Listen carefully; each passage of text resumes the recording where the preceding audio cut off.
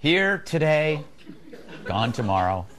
Matt Lauer, now out of power, for allegedly a litany of highly questionable sexually inappropriate behavior. That's what happens these days, unless you're in Congress.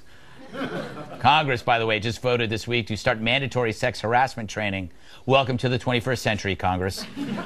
Meantime, a Detroit attorney named Dana Nessel is running for Michigan Attorney General on this platform.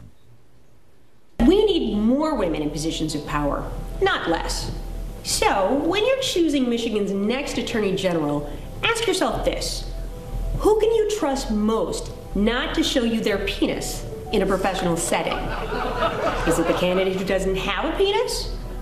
I'd say so. It's come to that. And how all of this is having an effect on office Christmas parties. Vox Media is ditching its open bar to help curb unprofessional behavior, which seems absurd. Martinis don't grope people. People grope people. Yes, a strong, powerful message, Kat. Yes.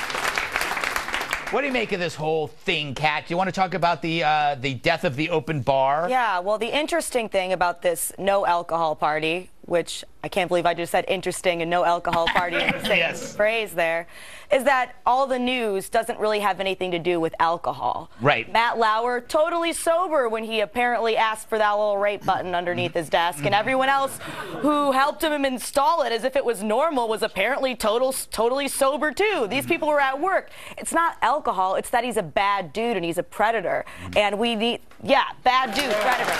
And we need to take men out of positions of power if they are abusing their power to prey on the weak. Don't take our booze. That's not what we need to take away. You know what really ticks me off is when a trend occurs and soils a word. The movie Predator is so good. It is. And now when you can't. I don't think you can watch Predator anymore, Jamie. It's so. You ever seen the movie Creepy Rapist? You can't even say that anymore. I think. Let me ask you about this open bar thing. Is this kind of like an unnecessary consequence of fear and panic, or is it legit? It's weird, man. I have never been to a wedding that did not have an open bar because I don't go.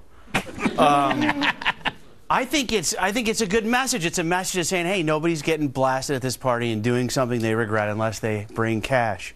Yes. That's the barrier to entry. Right? Don't you just buy drinks? Yeah, no, I'm afraid you're going to have to buy drinks. You know what I do like, though? I've drank in my past. I had a very storied drinking career. And but I do like that it takes away, I think it's the amateur drunks that cause the most problems. You're right. And I feel like the professional drunk is going to drink anyway. He's going to drink beforehand. The Christmas party is where you have people that don't normally drink. Yes. Drinking in the open bar, being free, is an opportunity for bad things to happen. So I don't mind it at all. Yeah, they call it the amateur hour, Bree. What do you make of this story? You know, if you had told me a year ago that sexual immorality would be cool again, I wouldn't believe you. And if you were saying that Vox is forging the way, I definitely wouldn't believe you. But that's really what's happening now, right?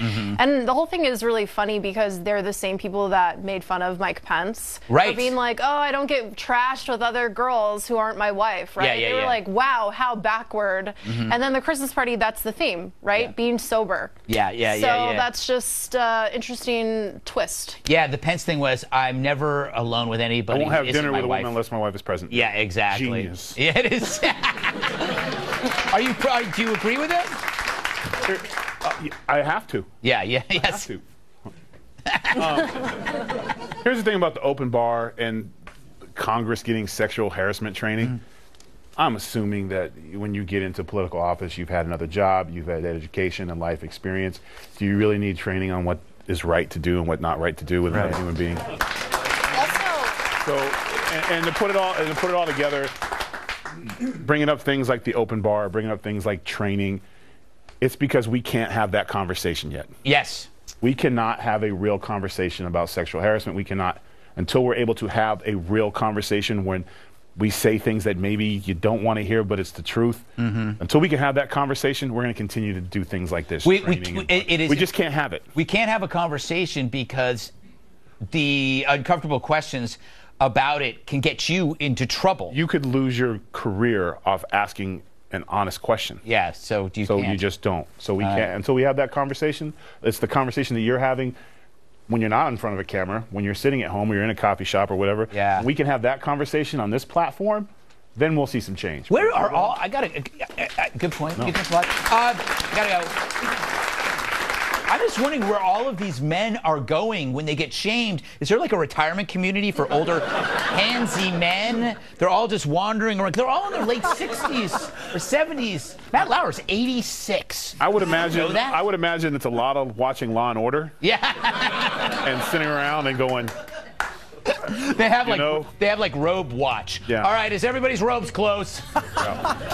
Anyway, coming up, some people want to ban glitter. What will they come for next? Hopefully not Elmer's glue. It's delicious.